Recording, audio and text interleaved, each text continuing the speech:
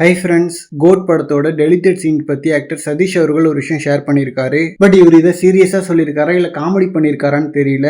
அதாவது கோட் கிளைமேக்ஸ்ல சிவகார்த்திகேயன் அவர்கள் கிட்ட தளபதி கன்னு கொடுத்துட்டு போனதுக்கு அப்புறம் தென் சிவகார்த்திகேயன் அவர்கள் என் கிட்ட கன்னு கொடுத்துட்டு நீ இதை பாத்துக்க அப்படின்னு சொல்லிட்டு போற மாதிரி இருந்துச்சு. பட் எடிட்டிங்ல தூக்கிட்டாங்க அப்படின்ற மாதிரி சொல்லியிருக்காரு. ஸோ இவரு நிஜமா சொல்லியிருக்காரா இல்ல சும்மா ஃபன் பண்ணியிருக்காரான்னு தெரியல.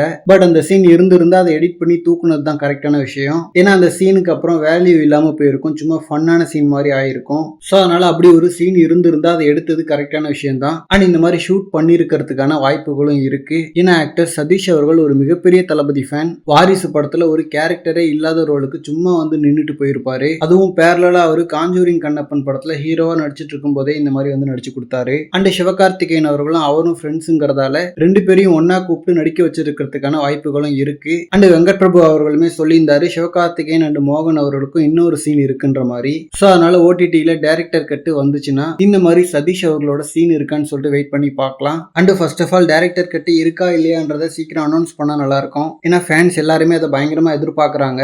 ஸோ ஒருவேளை டைரக்டர் கட்டு இல்லைன்னா அதை கொஞ்சம் முன்னாடியே சொன்னா நல்லா இருக்கும். அண்ட் ஆல்ரெடி ஹெச்டி வேற லீக் ஆயிட்டதால நிறைய பேர் அதை டவுன்லோட் பண்ணி பார்த்துட்டு இருக்காங்க.